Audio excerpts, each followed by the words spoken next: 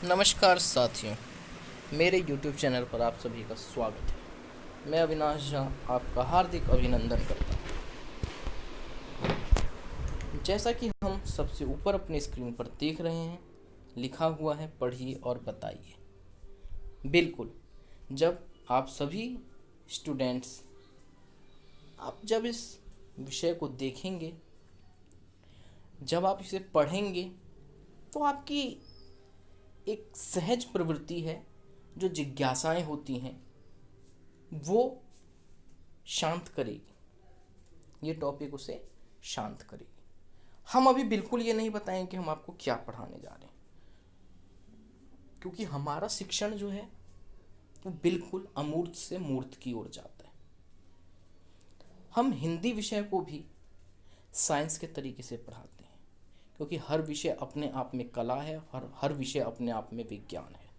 हम कला को विज्ञान के रूप में पढ़ाएंगे ताकि वह कुछ इंटरेस्टिंग बन सके, वह बोरिंग ना लगे। पढ़ाने वाले बहुत तरीके के लोग होते हैं। आपने YouTube पे हज़ारों वीडियो देखी होंगी, लेकिन अगर आपको मेरी वीडियो पसंद आती है तो उसे लाइक एंड सब्सक्राइब जरूर कीजिएगा। चलिए हम देखते हैं। पढ़िए और बताइए। युवराज आमिर और जॉन के साथ दुबई से दिल्ली आया। कौन आया?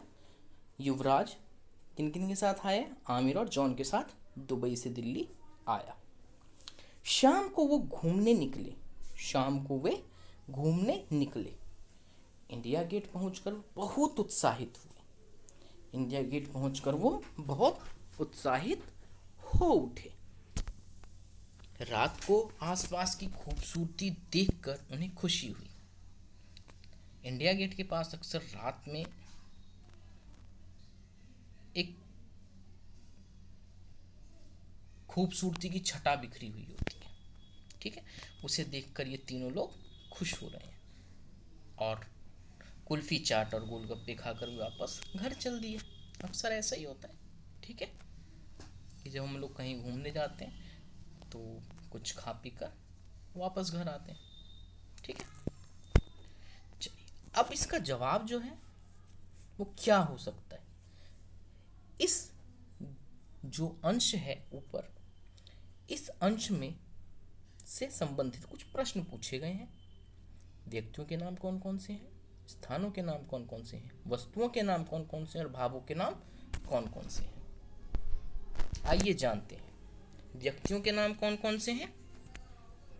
युवराज, आमिर और जॉन। युवराज, आमिर और जॉन। आप इस तरह से भी जान सकते हैं, युवराज सिंह, आमिर खान और जॉन इब्राहिम, ठीक है। ये किसी व्यक्ति के नाम होते हैं, ठीक है। स्थानों के नाम कौन कौन से हैं? Dubai, Delhi, India Gate. Dubai और दिल्ली जैसा आपको पता है एक सिटी है, ठीक है, और इंडिया गेट एक पर्टिकुलर दर्शनीय स्थल है, ठीक है, जहाँ हम लोग घूमने के लिए जाते हैं। वस्तुओं के नाम कौन कौन से? कुल्फी चाट और गोलगप्पे। किस तरह की वस्तु है? एक खाने वाली वस्तु है। भावों के नाम कौन कौन से हैं? उत्साहित, खूबसूरती और खुशी। अब प्रश्न यह उठता है कि भावों में जो है उनके नाम उत्साहित हैं, खूबसूरती और खुशी है। प्रश्न यही उठता है कि भाव कहाँ किसे जाए। तो बेटा, भाव सिंपल सी बात है, भाव वही होते हैं जिनको आप छू नहीं सकते, जिनको आप महसूस कर सकते हैं। आप देखिए, ऊपर दिए हुए तीनों चीज़ों को, व्यक्तियों के नाम को आप किसी व्यक्ति को भी छू सकते हैं, देख सकते हैं। स्थानों के नाम को भी आप देख सकते हैं, वस्तुओं के नाम को भी आप देख और छू सकते हैं, परंतु भावों के नाम को आप कदापि कभी भी नहीं छू सकते। आप खूबसूरती छू सकते हैं, आप खुशी छू सकते हैं, क्या उत्साहित छू सकते हैं? नहीं छू सकते, ठीक है। तो इन सबको क्या किया जाता है? महसूस किया जाता है, ठीक है। इन सबको क्या किया जाता है? महसूस किया जाता है, और जो महसूस किया जाए वही हमारे भाव हैं, ठीक है। चलिए आगे। अब इन प्रश्नों के उत्तर जो दिए हैं हमने, ठीक है, यहाँ पे आप देख रहे हैं ये प्रश्न हैं और ये उत्तर हैं। इन प्रश्नों के उत्तर जो हैं उससे हमें कुछ जवाब मिलेगा। बच्चों, जे कक्षा में जब पढ़ाएंगे, मेरे शिक्षक जो हैं, प्रिय मित्र जो हैं, जब वो कक्षा में इसे पढ़ाएंगे तो उनका तरीका बिल्कुल यही होना चाहिए। अगर वो इस तरीके को फॉलो करते हैं तो व्याकरण को भी वो रस प्रदान कर सकते हैं, जो कि हमारे देश में हिंदी व्याकरण को इतना जटिल विषय बना दिया गया है। वो वास्तव में जटिल नहीं है, क्योंकि पढ़ाने के तरीके में हमें चेंज लाना है। हमें समय के हिसाब से पढ़ाने की पद्धतियाँ, सिद्धांतों में परिवर्तन चाहिए। व्याकरण को नीरस न बना के उसे सरस बनाया जाए। ठीक है, अब यहाँ पर इसमें बच्चों को इन्वॉल्व करना सबसे ज़रूरी है। तो हमने जो ये पीपीटी तैयार की है वो इसी आधार पर तैयार की है। ठीक है, इसका प्रयोग विभिन्न स्कूल के टीचर्स या बच्चे भी प्रयोग कर सकते हैं। ठीक है, बच्चों, आपके द्वारा जो उत्तर प्राप्त हुए हैं वे किसी न किसी व्यक्ति, वस्तु, स्थान या भाव के नाम है। ठीक है, ये क्लियर है। वो किसी न किसी वस्तु का नाम है या स्थान का नाम है, भाव का या व्यक्ति का नाम है। उसका बोध करा रहे हैं, उसका ज्ञान दे रहे हैं हमें। इस प्रकार के शब्दों को हम क्या कहते हैं? देखिए, इस प्रकार के जिन शब्दों से हमें किसी वस्तु, व्यक्ति, स्थान या भाव के नाम का बोध हो, उसे हम क्या कहते हैं? क्लियर है, उसे हम संज्ञा कहते हैं। ठीक है, ये हम लोग बचपन से पढ़ते हुए आ रहे हैं। ठीक है, तो बच्चे इसका जवाब बिल्कुल दे पाएंगे, घबराने की कोई ज़रूरत नहीं है। ठीक है, चलिए आगे देखते हैं। अब इससे संबंधित कुछ नया जानना है। हमें जो कुछ भी दिखाई देता है वह संज्ञा है। बहुत बड़ी बात है ये, हमें जो कुछ दिखाई देता है वह संज्ञा है। बच्चों, अगर आप ये वीडियो भी देख रहे हैं या कोई शिक्षक इसे देख रहे हैं, वो अपनी कक्षा में इसे प्रैक्टिकली रूप से करवा सकते हैं। और बच्चों, अगर आप भी देख रहे हैं तो आप अपने आसपास देखिए, वीडियो को पॉज कीजिए और देखिए कि आपके पास कौन कौन सी वस्तुएं हैं। क्या उनके कोई नाम है जो हमें दिखाई दे रही है? उनके क्या क्या नाम हैं? आप उसे एक नोट कीजिए और जानिए कि ये जितनी भी चीज़ें हमें दिखाई दे रही है वो सभी संज्ञा है। ठीक है, संज्ञा शब्द को नाम भी कहा जाता है, संज्ञा शब्द को नाम शब्द भी कहा जाता है, क्योंकि संसार में सभी का कोई ना कोई नाम अवश्य है। यहाँ पर एक प्रैक्टिकलिटी, एक चीज़ और है जिसे हम व्यवहार में प्रयोग कर सकते हैं, जिसे हम प्रैक्टिकली प्रयोग कर सकते हैं, कि हम अपने रूम में बैठकर अगर इस वीडियो को देख रहे हैं तो हम अपने आसपास की वस्तुओं के नाम लिखें और जानें कि क्या कोई ऐसी वस्तु भी है जिसका कोई नाम नहीं है। नहीं, ऐसा संभव नहीं है, क्योंकि हमने प्रत्येक वस्तु को हमने नाम दिया हुआ है, और जो वस्तु हमें दिख रही है जिसका कोई नाम है वह संज्ञा है। यह यूनिवर्सल ट्रुथ है। ठीक है, इसीलिए हम लोग इसे नाम शब्द भी कहते हैं। जैसे अगर हम देखते हैं देश का नाम, अगर हम कहते हैं ऑस्ट्रेलिया, ठीक है, हम कहते हैं इंडिया, हम कहते हैं भूटान, हम कहते हैं नेपाल, हम कहते हैं संयुक्त राज्य अमेरिका, ठीक है, हम कहते हैं लंदन, हम कहते हैं ब्रिटेन, तो ये सब क्या हैं? ये देश के नाम हैं। नदियों के नाम हम कहते हैं नर्मदा, गोदावरी, कृष्णा, कावेरी, गंगा, ब्रह्मपुत्र, तो ये सब नदियों के नाम हैं। भावों के नाम, तो भावों के नाम क्या हो सकते हैं? जैसा हमने ऊपर पढ़ा था, जिसे हम केवल महसूस कर सकते हैं। ठीक है, तो हम उत्साह को महसूस कर सकते हैं, हम क्रोध को महसूस कर सकते हैं, हम खुशी को महसूस करते हैं। तो ये सब क्या है? भाव हैं। फलों के नाम बहुत सिंपल है, आप सभी लोग जानते हैं, आम, केला, लीची, सेब, सब फल हैं। प्राणियों के नाम, प्राणी सबसे पहले क्या होते हैं वो जानना बहुत जरूरी है। प्राणी शब्द वो है, प्राणी शब्द का अर्थ है जिसमें प्राण हो, चाहे वो कोई भी हो, जिसमें प्राण है वो प्राणी है। ठीक है, चाहे वो मनुष्य हो, जानवर हो, पशु हो, पक्षी हो, कोई भी हो, जिनमें प्राण है वो प्राणी है। ठीक है, तो इस तरह इन्हीं आधारों पर किन आधारों पर? देश के नाम के, नदियों के नाम के, भावों के नाम पे, फलों के नाम पे, प्राणियों के नाम के, इन्हीं आधारों पर हमने संज्ञा के 3 भेद बताए हैं। कौन कौन से भेद बताए हैं? 3 भेद हैं। वो कौन कौन से हैं बच्चों? देखेंगे हम लोग यहाँ। सबसे पहले है व्यक्तिवाचक संज्ञा, जातिवाचक संज्ञा और भाववाचक संज्ञा। व्यक्तिवाचक संज्ञा, जातिवाचक संज्ञा और भाववाचक संज्ञा।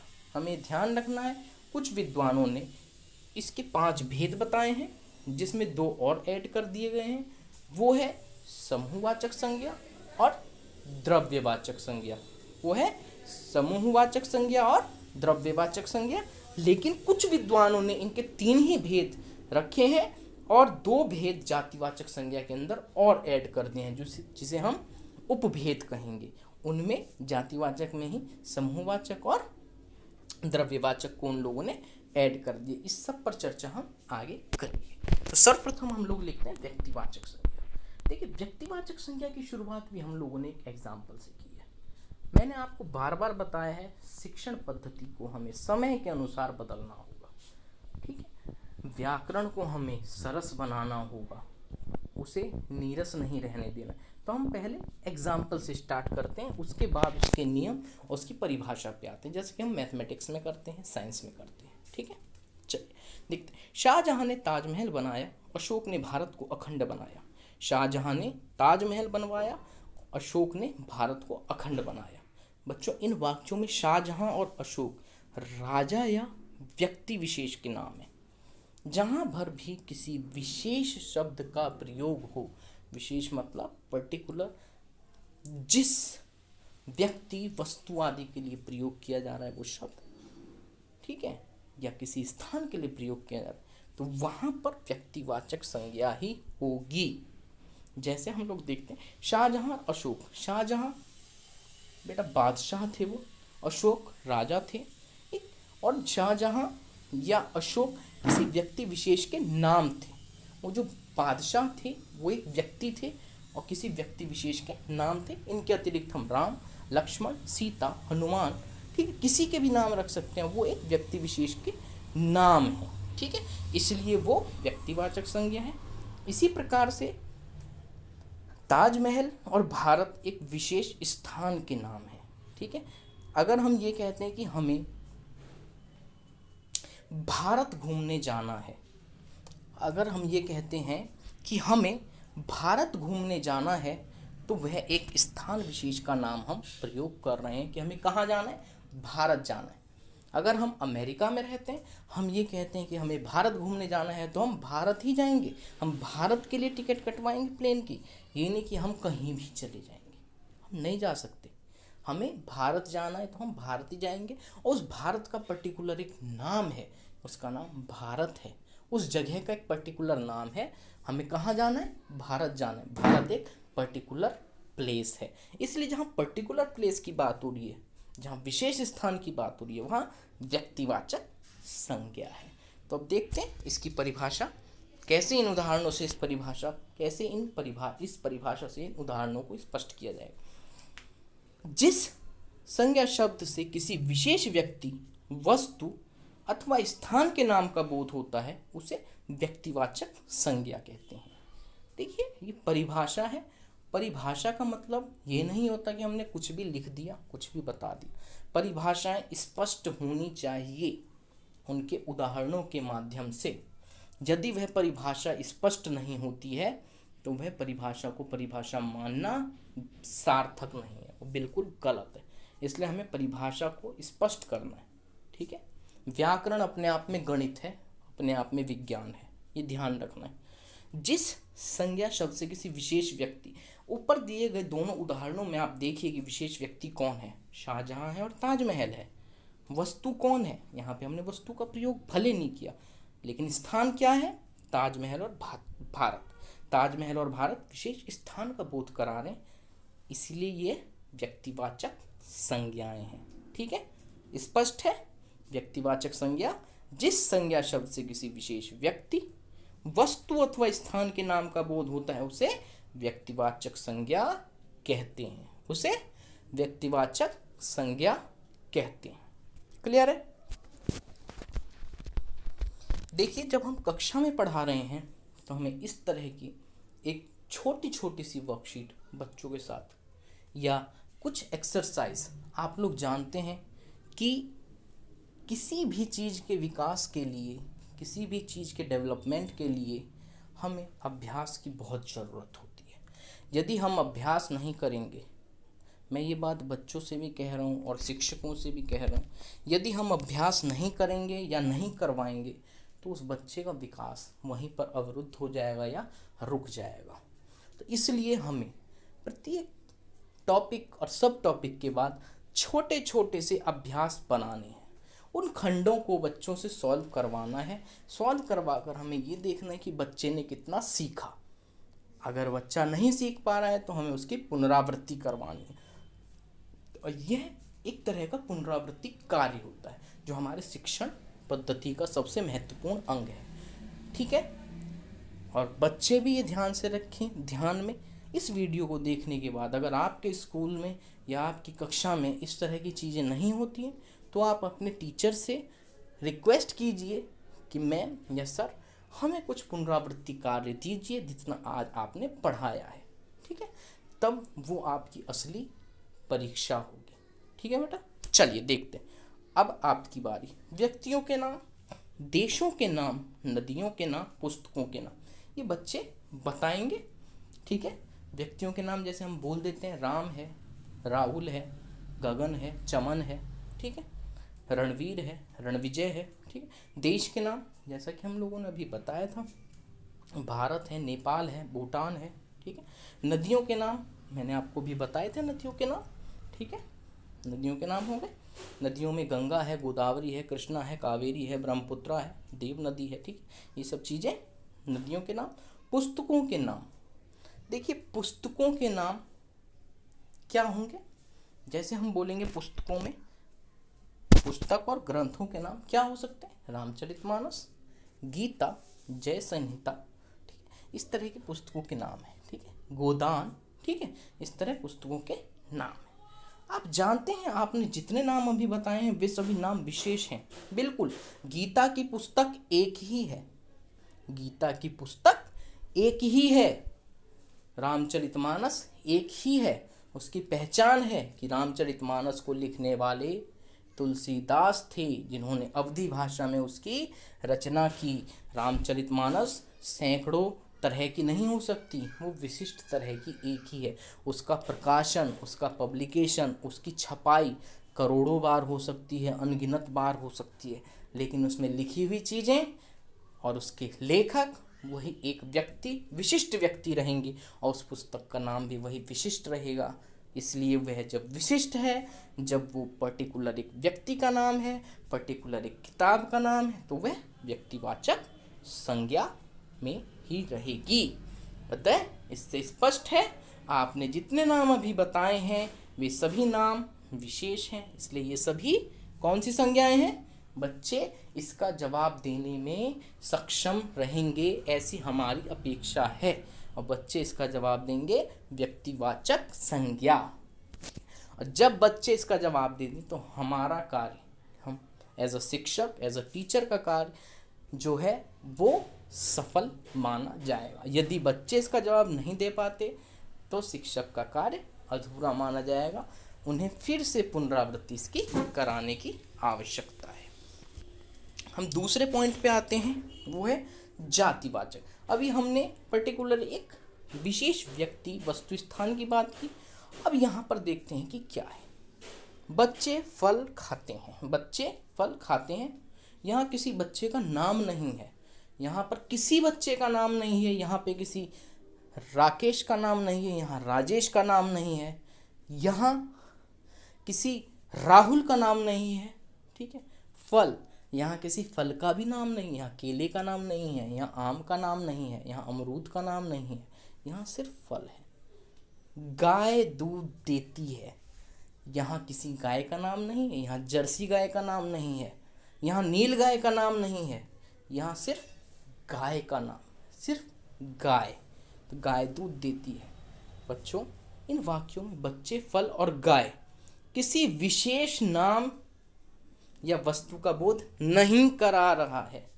नहीं शब्द को देखना है, विशेष नाम या वस्तु का बोध नहीं करा रहे, बल्कि वे एक जाति और वर्ग का बोध करा रहे हैं। जैसे बच्चे जाति में देखिए कुछ बच्चों के नाम हैं, पार्थ, शिवीना और नव्या आदि बच्चों के नाम हैं। फल जाति में आम, सेब, केला आदि फलों के नाम हैं। गाय जाति में नील गाय, जर्सी गाय आदि गायों के नाम हैं।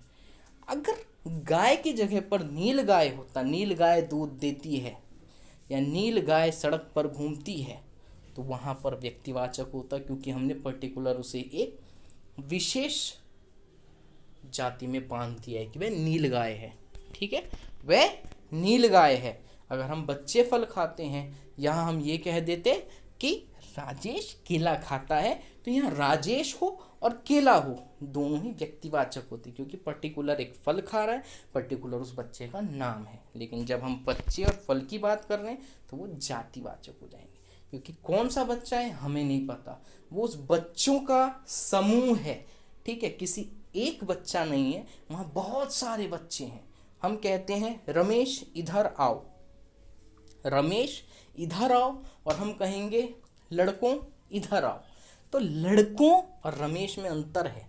रमेश वहाँ पर व्यक्तिवाचक संज्ञा है, लेकिन जब हमने लड़कों की बात की तो वह जातिवाचक संज्ञा है। ठीक है, आइए इसकी परिभाषा देखते हैं। देखिए, जिस संज्ञा शब्द से किसी वर्ग या जाति की सभी वस्तुओं या प्राणी वर्ग का बोध हो उसे जातिवाचक है। अब यहाँ पे स्पष्ट कैसे होगा ये देखिए, जिस संज्ञा शब्द से किसी वर्ग या जाति के सभी वस्तुओं, जाति की सभी वस्तुओं, ठीक है। अब हमने बोला फल, फल का मतलब केवल आम नहीं है, फल का मतलब केवल केला नहीं है, बल्कि मैं अगर बोलता हूँ आम, केला, अनानास, सेब, अंगूर, ठीक है, अनार, ये सारे फल हैं। लेकिन ये सारे पर्टिकुलर फल के नाम हैं, लेकिन ये सब किसके अंतर्गत आएंगे? फलों के अंतर्गत। मैं अगर बच्चे बोलूं, मैंने बोला शिवीना, नव्या, पार्थ, राकेश, राजेश, ये सब कौन हैं?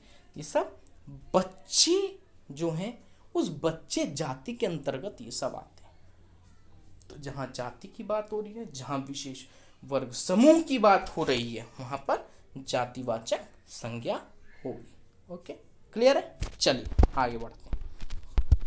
अब आपकी बारी। फिर से अब बच्चों से पूछा जाएगा, कमल, गुलाब, गेंदा किस जाति का बोध कराते हैं? ठीक है, कमल, गुलाब, गेंदा किस जाति का बोध कराते हैं? क्या वह मछली जाति है? क्या वह नदियों की जाति है? क्या वह फूलों की जाति है? क्या वह फलों की जाति है? किसकी जाति है? बच्चे इसका जवाब स्वयं से देंगे। रोहिणी, अवंतिका, मैत्री किस जाति का बोध कराती हैं? बाइबल, कुरान, गीता, रामायण किस जाति का बोध कराती हैं? प्रथम सबसे पहले हम देखते हैं, कमल, गुलाब, गेंदा किस जाति का बोध कराते हैं? फूल का, जिसे हम इंग्लिश में फ्लावर बोलते हैं, फूल का।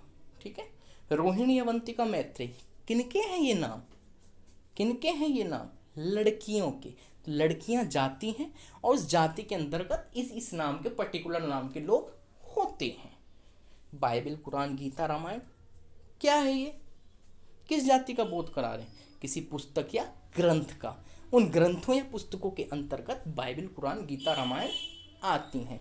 तो हमें क्लियर है, यहाँ पर इन उदाहरणों से हम व्यक्तिवाचक और जातिवाचक के अंतर को भी हम समझ चुके हैं। ठीक है, आप जानते हैं, आपने जितने नाम अभी बताए हैं वे सभी नाम किसी जाति या वर्ग का बोध कराते हैं। इसलिए ये सभी कौन सी संज्ञाएं हैं?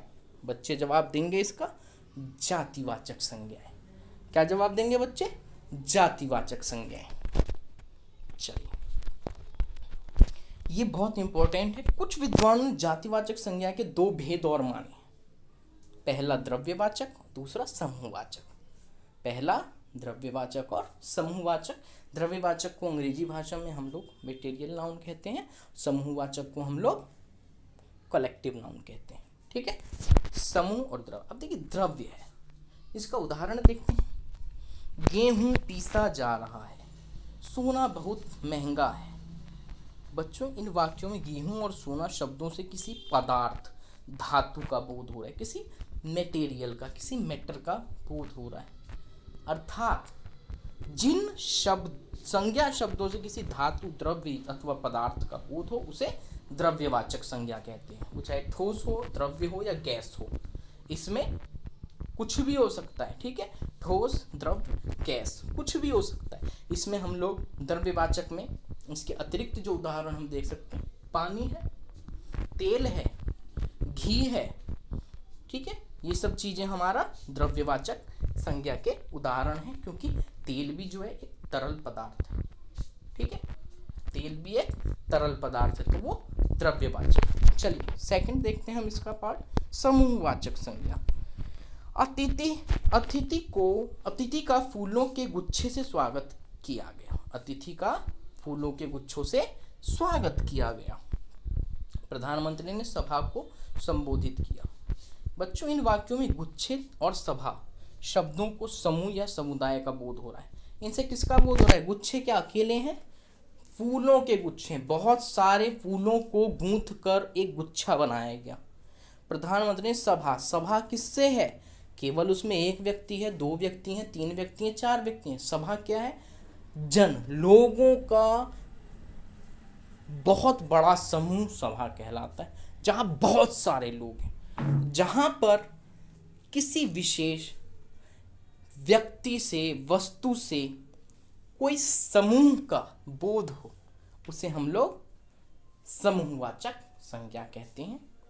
ठीक है, इसकी परिभाषा देखते हैं। जिन संज्ञा शब्दों से एक ही जाति के व्यक्तियों, वस्तुओं, प्राणियों के समूह का, समूह या समुदाय का बोध होता है, उसे हम लोग समूहवाचक संज्ञा कहते हैं। जैसे ऊपर देखते हैं, वस्तु है।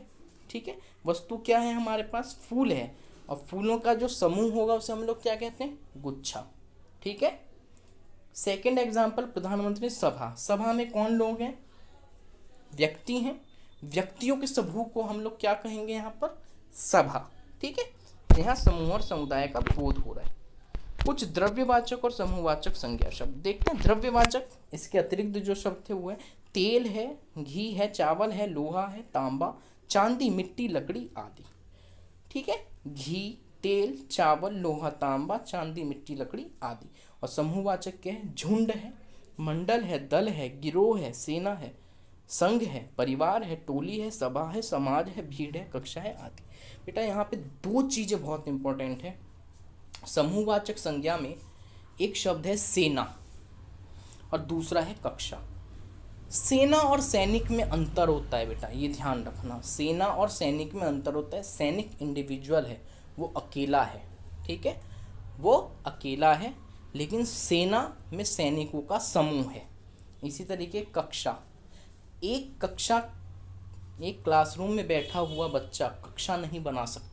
कक्षा, एक क्लासरूम को कक्षा बनाने के लिए उसमें बच्चों का समूह चाहिए, उसमें एक शिक्षक चाहिए और बच्चों का समूह चाहिए, तब वो कक्षा बनेगी। समाज केवल एक व्यक्ति से नहीं बनता, समाज के लिए हमें बहुत सारे व्यक्तियों का समूह चाहिए। ठीक है, समाज के लिए हमें बहुत सारे व्यक्तियों का समूह चाहिए। ठीक है, चलिए आगे बढ़ते हैं। अब आता है हमारा तीसरा भाग, जिसका नाम है भाववाचक संज्ञा। हमने बताया था भाव किसे कहते हैं। ठीक है, उसे हम लोग यहाँ पर स्पष्ट रूप से देख लेंगे। उदाहरण देखते हैं। सर्वप्रथम, बुढ़ापे में कमजोरी आ जाती है। सही बात है, बुढ़ापे में कमजोरी आ जाती है। मुझे बचपन में मिठाई बहुत पसंद थी। मुझे बचपन में मिठाई बहुत पसंद थी। बच्चों, इन वाक्यों में बुढ़ापे, कमजोरी, बचपन किसका बोध करा रहे? किसी भाव का बोध करा रहे। अब देखिए, बचपन है, ठीक है, बचपन को महसूस करते हैं। ठीक है, बचपन आए तो हम कूदते हैं, उछलते हैं, लेकिन बुढ़ापे में हम उछल कूद नहीं सकते, क्योंकि हमारे अंदर उतना सामर्थ्य नहीं होता, हमारी वो कैपेबिलिटी नहीं होती। उसे हम केवल महसूस करते हैं। ठीक है, जब जिस चीज़ को महसूस कर पाए। कमजोरी क्या है? क्या हम कमजोरी को छू सकते हैं? क्या हम बुढ़ापे को छू सकते हैं? क्या हमने किसी बचपन को छू के देखा है कि ये बचपन है? नहीं, हम उसे महसूस करते हैं। अगर हमारा बचपन है तो क्या हम उसे छूते हैं कि नहीं हमारा बचपन है? नहीं, हम उसे महसूस करते हैं। जब हमारा बचपन होता है तो हम दौड़ते हैं, भागते हैं, उछलते हैं, कूदते हैं, लेकिन बुढ़ापा आता है तो महसूस करते हैं कि हम वो दौड़ भाग नहीं कर पाएंगे। बच्चों, इन वाक्यों में बुढ़ापे, कमजोरी और बचपन किसी भाव का बोध करा रहे हैं। भाव अर्थात जिन्हें केवल महसूस किया जा सके, देखा और छुआ न जा सके। इस प्रकार इसकी परिभाषा क्या बनती है, ये भी देखिए बहुत ध्यान से। जिन संज्ञा शब्दों से किसी व्यक्ति, वस्तु या स्थान के गुण, दोष, भाव, स्थिति, दशा, गुण, दोष, भाव, स्थिति तथा दशा का बोध हो, उसे भाववाचक संज्ञा कहते हैं। गुण क्या? कमजोरी, गुण क्या है? गुण में हम ये कह सकते हैं लंबाई, ऊंचाई, ठीक है, मोटाई, ठीक है, दोष कुछ भी हो सकता है, भाव, स्थिति और दशा, सब जो चीजें हैं ये सब भाववाचक है। सबसे बड़ी चीज क्या है हमें यहाँ जानना कि इसे हम देख और छू नहीं सकते, इसे केवल हम महसूस कर सकते हैं, ठीक है। चलिए देखते हैं कुछ भाववाचक संज्ञाएं। गुण दोष से संबंधी, जैसे हमने ऊपर देखा, सरलता, बेईमानी, अच्छाई, बुराई आदि। अवस्था से संबंधित, बुढ़ापा, अमीरी, यौवन, गरीबी आदि। भाव से संबंधित, थकान, प्रेम, अहिंसा आदि, ठीक है। तो बच्चों आज क्लास आपको कैसी लगी? जैसी भी लगी हो आप लोग इस कमेंट सेक्शन में आप लिख सकते हैं। और अगर आपको और वीडियोस चाहिए, अगर आप चाहते हैं कि मैं और वीडियोस बनाऊं, तो आप लोग कमेंट सेक्शन में लिख के बताइए, ठीक है। बाय, धन्यवाद वीडियो देखने के लिए।